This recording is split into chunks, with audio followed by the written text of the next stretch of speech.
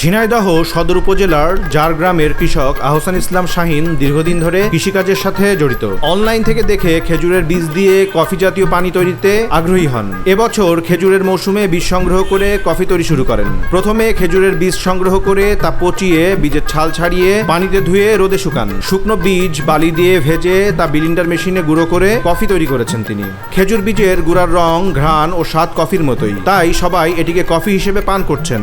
ইতিমধ্যে এই কফির প্রচলন জেলা জুড়ে বেশ সাড়া ফেলেছে। শুধু দেশেই নয়, আমেরিকা, অস্ট্রিয়া ও রাশিয়াতেও খেজুরের বীজের তৈরি কফি পাঠানো হচ্ছে। এতে ফসফরাস, ম্যাগনেসিয়াম, ক্যালসিয়াম, জিঙ্ক ও পটাশিয়াম সহ বিভিন্ন উপাদান রয়েছে, যা মানবদেহের জন্য বেশ উপকারী। খেজুরের বীজের তৈরি কফি জাতীয় পানি পানে আগ্রহী হচ্ছেন দেশের মানুষ।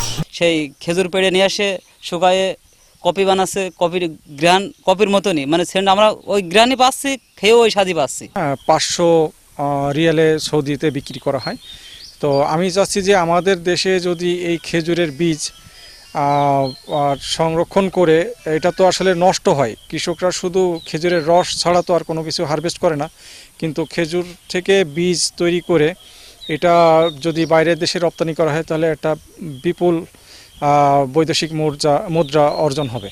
খেজুরের বীজের গুঁড়া ল্যাবে পরীক্ষা করে ব্যাপকভাবে বাজারজাত করা সহ উদ্যোক্তাদের সব ধরনের পরামর্শ দেওয়ার আশ্বাস দিয়েছে উপজেলা কৃষি বিভাগ। আমরা আমাদের কৃষক ভাইদের এই ক্ষেত্রে সহযোগিতা করতে পারি এবং এটার বাজারজাতে যদি কোনো সমস্যা হয় আমাদের কৃষি বিপণন অধিদপ্তর আছে, তাদের সাথে আমরা যোগাযোগ করিয়ে দিতে পারি এবং কোনো পরামর্শের প্রয়োজন হলে আমরা তাদেরকে সহযোগিতা করতে পারি। খেজুরের প্রতি কাঁদি কেনা হচ্ছে 10 টাকা করে। 1 কেজি বীজে পাউডার তৈরি হচ্ছে 800 গ্রাম। বাজারে খেজুরের বীজের তৈরি পাউডার বিক্রি হচ্ছে 1500 টাকা কেজি দরে। ঝিনাইদহ থেকে বশির আহমেদের পাঠানো তথ্যচিত্রে ডেস্ক রিপোর্ট।